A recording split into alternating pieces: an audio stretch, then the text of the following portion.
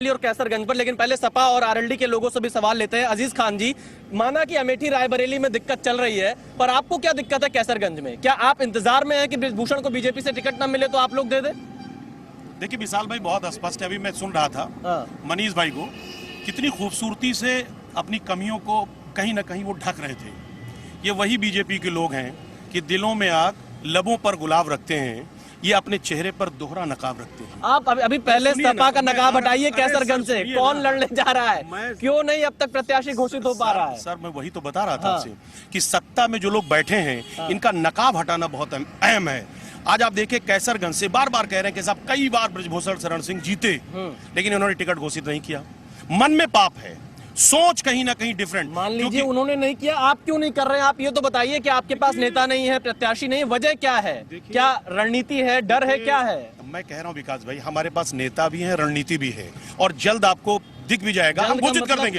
3 बजे कल तक का समय है। निश्चित तौर पे आज से कल तक सारी चीजें क्लियर हो जाएंगी, स्पष्ट हो जाएंगी, और सबसे पहले आपके चैनल पे इंतजार में है कि नहीं बृजभूषण को? हम लोग कुछ इंतजार में नहीं है। सच्चाई ये है कि इंतजार में ये पश्चिम के चुनाव को देख रहे थे, क्योंकि जिस तरह किसानों को, नौजवानों को, जिस तरह हमारी जो खिलाड़ी बहनें थी उनको प्रताड़ित किया गया, उनके साथ अन्याय हुआ, उनको लेकर के, उसको लेकर के ये घोषित नहीं कर रहे थे। आरएलडी क्योंकि पहले आपके साथ थी, आप बीजेपी के साथ है, क्या पश्चिम का इंतजार? संगठन राष्ट्रीय लोक दल के स्वर्गीय नेता चौधरी अजीत सिंह जी लगातार ये मांग करते रहे कि स्वर्गीय चौधरी चरण सिंह जी को भारत रत्न दिया जाए, लेकिन इन्होंने नहीं दिया। बिल्कुल आपने, मैं आता हूँ फिर। हाँ, जल्दी से बहुत जल्द कह रहा हूँ। देखिए ये किसानों के साथ इन्होंने धोखा किया है।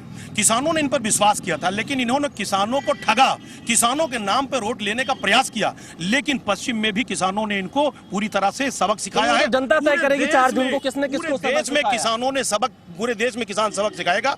हकीकत यह है कि किसानों के मसीहा बन रहे थे, लेकिन किसानों के साथ कितना बड़ा धोखा हुआ। किसानों के नाम पे तमाम चीजें रहीं, लेकिन आज ये वही लोग उनके साथ मिल गए। ये वही लोग हैं कि जिन्होंने किसानों के साथ धोखा किया, क्योंकि बीजेपी ने किसानों के ऊपर लाठियां चलाई। जी जल्दी से देखिए किसानों का समर्थन